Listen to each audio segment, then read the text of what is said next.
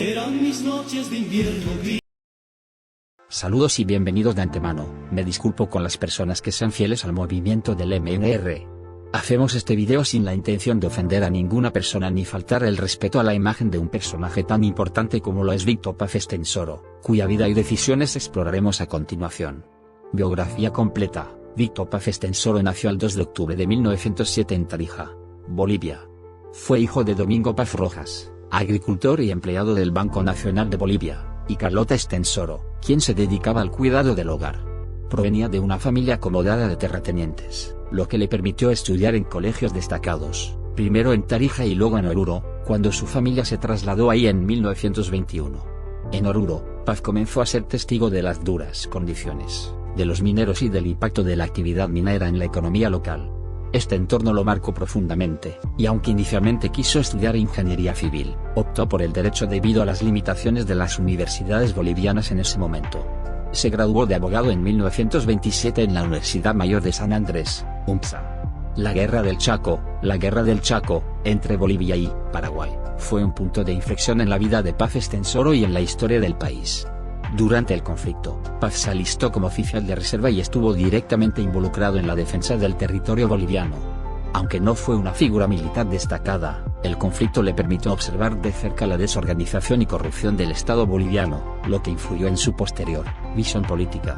La derrota en la guerra dejó al país sumido en una crisis económica y social.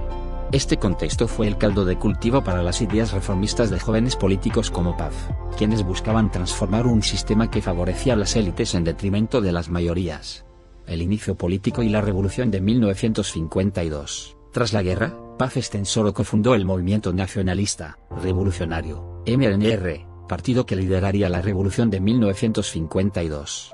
Durante este periodo, Bolivia vivió cambios profundos. La implementación del voto universal, la reforma agraria y la nacionalización de las minas fueron algunos de los hitos que transformaron al país. Sin embargo, no todo fue positivo. Paz formó y respaldó las milicias armadas, las cuales, aunque necesarias para consolidar la revolución, trajeron consigo violencia e inestabilidad. Además, su estrecha relación con Germán Busch y el golpe de Villarroel reflejaron las tensiones de una época de cambios radicales. Relación con Germán Busch y el golpe de Villarroel. Germán Busch, presidente y aliado de Paz, fue una figura que influyó profundamente en su pensamiento político. Ambos compartían el sueño de un país más justo, aunque sus métodos diferían. Busch impulsó medidas nacionalistas, como la redistribución de tierras y la protección de los recursos naturales, inspirando a Paz en sus propias reformas.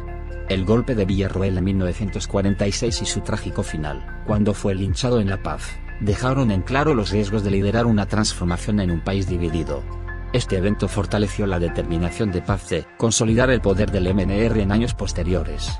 La hiperinflación de los años 80 y el decreto 21.060, las reformas de la revolución de 1952, aunque visionarias, tuvieron efectos a largo plazo que contribuyeron a la crisis económica de los años 80. Durante su cuarto mandato presidencial, Paz enfrentó una hiperinflación sin precedentes, con tasas del 24,000% anual.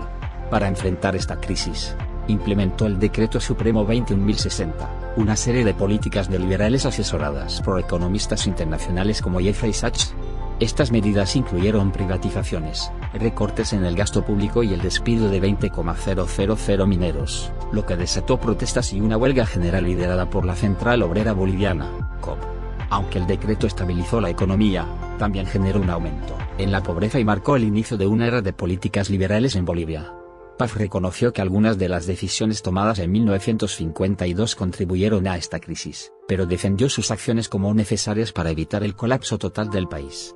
Retiro y legado. Víctor Paz Estenssoro dejó la política en 1989, tras gobernar en 4 periodos diferentes. Durante su retiro reflexionó sobre su papel en la historia, admitiendo errores, pero también destacando los logros que definieron su legado. Fue un líder polémico, capaz de tomar decisiones drásticas tanto para el bien como para el mal del país. La vida de Víctor Paz Estenssoro es un reflejo de la complejidad del liderazgo en tiempos de crisis. Sus acciones dejaron una huella imborrable en Bolivia, tanto por los avances logrados como por los desafíos que generaron. Su legado sigue siendo un tema de estudio y debate, una muestra de cómo el poder y la responsabilidad pueden transformar a una nación.